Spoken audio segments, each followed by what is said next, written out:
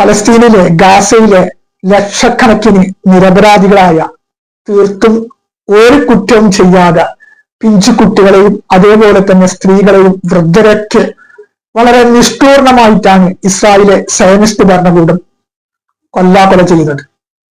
ഇതിനകം തന്നെ ഗാസയിലും മറ്റും ലക്ഷക്കണക്കിന് ആൾക്കാരെ അവിടെ ഇസ്രായേലിലെ സയനിസ്റ്റ് ഭരണകൂടം ഇല്ലാതാക്കി. ബോംബിട്ടും അതുമായിട്ടുള്ള മറ്റുള്ള രീതിയിലും മിസൈൽ പതിച്ചിട്ടുമൊക്കെ 2023 ഒക്ടോബർ 7 ഹമാസ് നടത്തിയ, അതായത് ഇസ്രായേൽ നടത്തിയ ഇതിന്റെ പ്രതികാരം എന്ന നിലയിലാണ് അവിടെ ഹമാസിനെ ഈ ലോകത്തു നിന്ന് തന്നെ തുടച്ചു നീക്കുക എന്ന ലക്ഷ്യം പറഞ്ഞുകൊണ്ട് ഗാസയിലും മറ്റും നിരപരാധികളായ ജനങ്ങൾക്കെതിരെ സയനിസ്റ്റ് ഭരണകൂടം ഈ രീതിയിൽ ക്രൂരത ചെയ്യുന്നത്. ഭക്ഷണത്തിന് വിളിച്ചു വരുത്തിക്കൊണ്ട് അതിനുശേഷം നിഷ്ഠൂർണം വെടിവെച്ച് കൊല്ലുന്ന രീതി പോലും അവിടെ ഉണ്ടായിട്ടുണ്ട്. ഈ രീതിയിൽ അവിടെ ആയിരക്കണക്കിന് പേർ കൊല്ലപ്പെട്ടു എന്നാണ് വാർത്തകൾ കൂടി അറിയാൻ സാധിക്കുന്നത്.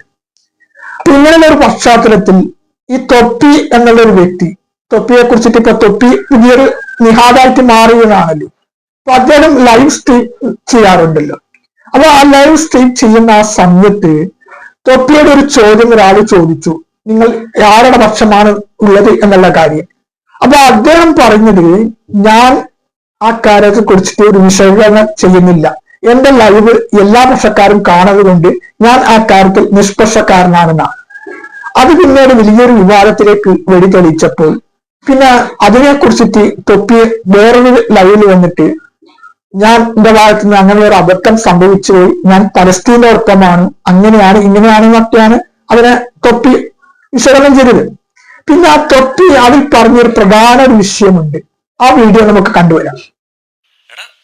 മുസ്ലിമാണ്, ഓക്കെ, മുസ്ലിം, നിങ്ങളത് മറന്നു പോകുന്നുണ്ടോ? എനിക്ക് മനസ്സിലാവുന്നില്ല. നിങ്ങൾ എന്ത് വിചാരിച്ചിട്ടാണ് ഞാൻ ഇസ്രായേലിനെ സപ്പോർട്ട് ചെയ്യുന്ന പറയുന്നത്? ഇപ്പൊ പെട്ടെന്ന് ഒരു സ്ട്രീമിൽ പെട്ടെന്ന് ഒരു ചോദ്യം വന്നപ്പോൾ ഞാൻ കൺഫ്യൂസ്ഡ് ആയി.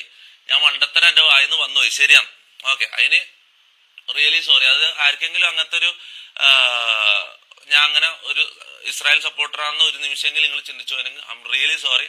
I M a Muslim, I don't support Israel, okay. എടാ ഞാനൊരു മുസ്ലിമാണ്, ഓക്കെ, മുസ്ലിം. നിങ്ങളത് മറന്നു പോകുന്നുണ്ടോ? എനിക്ക് മനസ്സിലാവുന്നില്ല.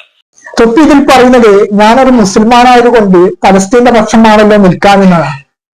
പക്ഷെ ലോകത്തിന്റെ വിവിധ രാജ്യങ്ങളിലെ ജനങ്ങൾ, അത് മുസ്ലിം രാജ്യങ്ങൾ മാത്രമല്ല, ഏറ്റവും കൂടുതൽ പലസ്തീനു വേണ്ടി സപ്പോർട്ട് ചെയ്യുന്ന രാജ്യങ്ങൾ യൂറോപ്യൻ രാജ്യങ്ങളാണ്.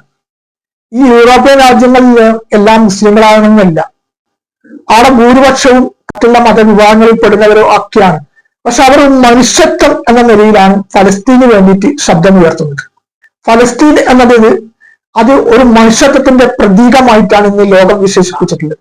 ഫലസ്തീൻ സ്വാതന്ത്ര്യത്തിന് വേണ്ടിയിട്ട് ഏറ്റവും കൂടുതൽ ഇപ്പോൾ രംഗത്ത് വന്നത് യൂറോപ്യൻ രാജ്യങ്ങളാണ്. ഇപ്പോൾ സ്പെയിനായാലും അതുപോലെ തന്നെ ഇറ്റലിയും അതുപോലെ തന്നെ ഫ്രാൻസും അങ്ങനെയുള്ള കാനഡ, ഓസ്ട്രേലിയ, അങ്ങനെ ഓരോ യൂറോപ്യൻ രാജ്യങ്ങളൊക്കെ സ്വതന്ത്ര പലസ്തീന് വേണ്ടിയിട്ട് ശബ്ദമുയർത്തി. ഇവിടെ അറേബ്യൻ നാട്ടുകളിലെ അപേക്ഷിച്ച് നോക്കുമ്പോൾ ഏറ്റവും കൂടുതൽ പലസ്തീൻ ജനതയ്ക്ക് വേണ്ടിയിട്ട് റാലികളും അതുപോലെ തന്നെ എല്ലാ രീതിയിലുള്ള പ്രതിഷേധങ്ങളൊക്കെ സംഘടിപ്പിക്കുന്നത് നമുക്ക് യൂറോപ്യൻ രാജ്യങ്ങളിൽ നിന്നാണ് നമുക്ക് വാർത്താമാധ്യമം കൂടി അറിയാൻ കഴിഞ്ഞത്.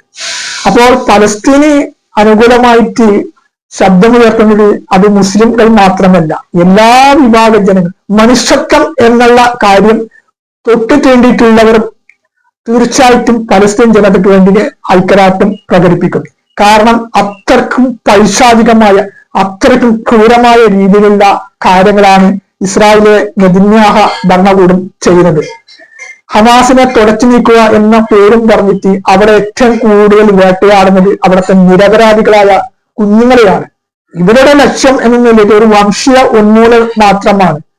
അതുകൊണ്ട് തന്നെയാണ് ഇസ്രായേലിലെ സയനിസ്റ്റ് ഭരണകൂടം ഗാസയിലെയും മറ്റും നിരപരാധികളായ ജനങ്ങളെ ഈ രീതിയിൽ ഇല്ലാതാക്കൊണ്ടിരിക്കുന്നത്. അതുകൊണ്ട് നിഹാദിന് തെറ്റ് പറ്റത് തിരിച്ചത് നന്നായി.